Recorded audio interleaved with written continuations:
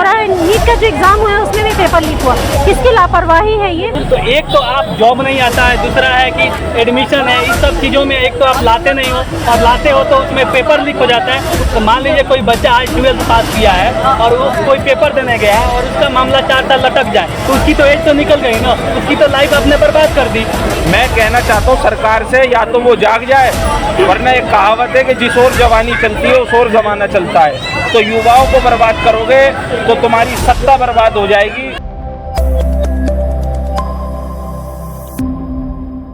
नमस्कार, मैं अनुलता और आप देख रहे हैं आरएस न्यूज़। एक मुद्दा है एजुकेशन को लेकर के। अभी आए दिनों राहुल गांधी जी ने भी एक मुद्दा बहुत उछाला था कि पेपर लीक हो रहा है। वाकई में पेपर लीक हो रहा है। नीट का जो एग्ज़ाम हुआ है उसमें भी पेपर लीक हुआ, किसकी लापरवाही है ये? और आजकल लेकिन शिक्षा की जो योजना चल रही है, जो भी एजुकेशन प्रॉब्लम चल रही है, इसको लेकर के कुछ लोगों से बात करते हैं, उनको बहुत आपत्ति है बात करते हुए। क्या कहना चाहेंगे जो पेपर लीक हुआ? देखिए, पेपर जो लीक का मामला है, एक तो आप एजुकेशन को कह रहे हैं कि हम एजुकेशन की स्थिति को बहुत मजबूत करें, हेल्थ सिस्टम को मजबूत करेंगे। तो जो नीट का मामला है, इससे डॉक्टर बनते हैं और वो लोग हेल्थ में बहुत अपना कंट्रीब्यूशन देते हैं। तो आप बताइए, आपने 720 मार्क्स दिए हैं, इसमें निगेटिव मार्क्स है। ऐसा तो कभी नहीं हो सकता कि बच्चे ने पूरा 100 to 100 आंसर दिया होगा। एक अगर क्वेश्चन भी गलत होता है तो उसके निगेटिव मार्क्स लगती है। तो ऐसे मोर देन 30 बच्चे हैं जिनके 720 अराउंड मार्क्स आए हैं, 67। आप बताइए 58 एम्स में है और आपने उनको ही धांधली करा के मार्क्स दे दिया। वही लोग डॉक्टर बनेंगे, वही हमारे हेल्थ सिस्टम को खराब करेंगे, और तब आप बोलिएगा कि हमारा हेल्थ सिस्टम सही नहीं है। तो आपका जो सिस्टम है, जो आप एडमिशन का जो सिस्टम है, जो नीट एग्जाम है, जब तक आप दुरुस्त और इसको धांधली फ्री, करप्शन फ्री नहीं बनाएंगे, हमारा हेल्थ सिस्टम कैसे मजबूत होगा?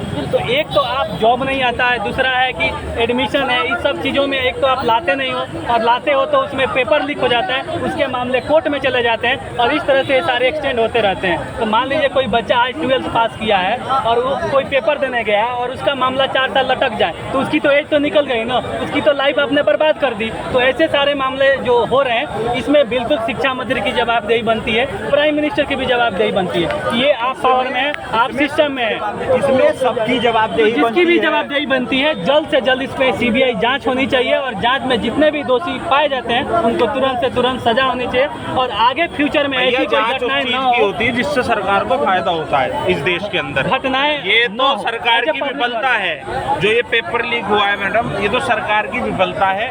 सरकार इसीलिए इस पर ध्यान नहीं दे रही। अभी तक प्रधानमंत्री का ना कोई ट्वीट आया है। अभी हमें कल परसों पता लगा है कि देश का शिक्षा मंत्री धर्मेंद्र प्रधान है। आप बड़े शर्म की बात है कि देश के युवाओं को लगातार आप खत्म करने का काम कर रहे हो।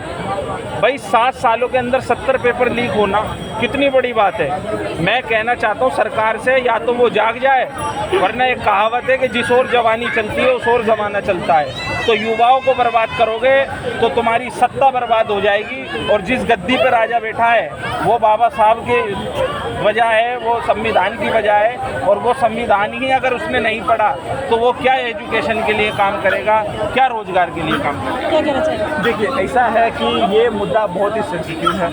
इसमें 2 पक्ष है। एक तो ये है, कुछ बच्चों ने जेन्युइन तैयारी करी थी, ठीक है, जिनके साथ अन्याय हुआ है, और कुछ बच्चे ऐसे हैं जिन्होंने चोरी से ये काम किया है।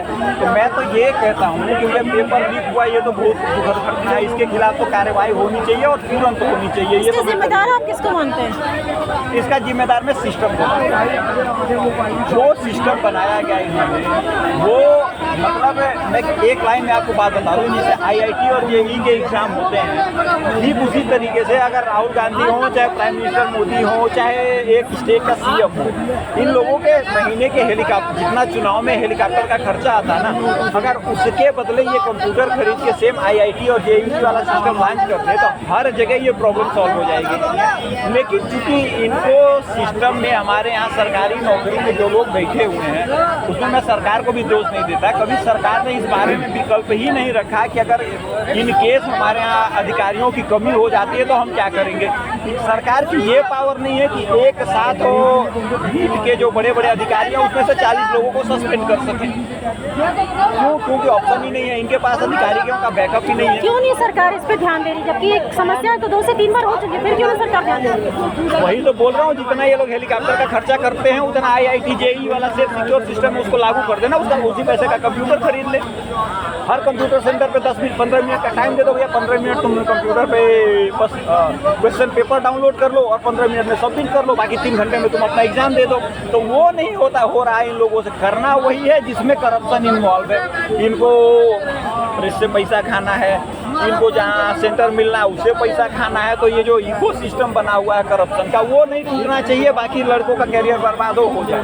तो मुझे तो इसमें आपत्ति है। और आप एक बात बताइए, जो लड़का तैयारी कर रहा है, जो नीट की तैयारी कर रहा है, बेचारा 3-3 साल 4-4 साल एटलीस्ट मेहनत करता है, कम से कम 15-15 लाख क्वेश्चन तैयार करता है, बेचारा पढ़ता है, और उसको 180 क्वेश्चन दिया जाता है 3 घंटे में क्लियर करने के लिए।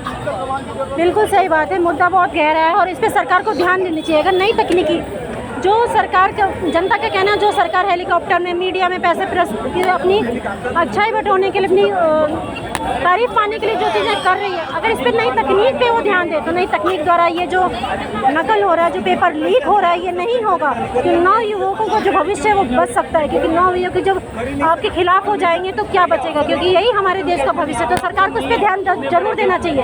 ऐसी खबरों से जुड़े रहने के लिए देखते रहिए RS न्यूज़। धन्यवाद।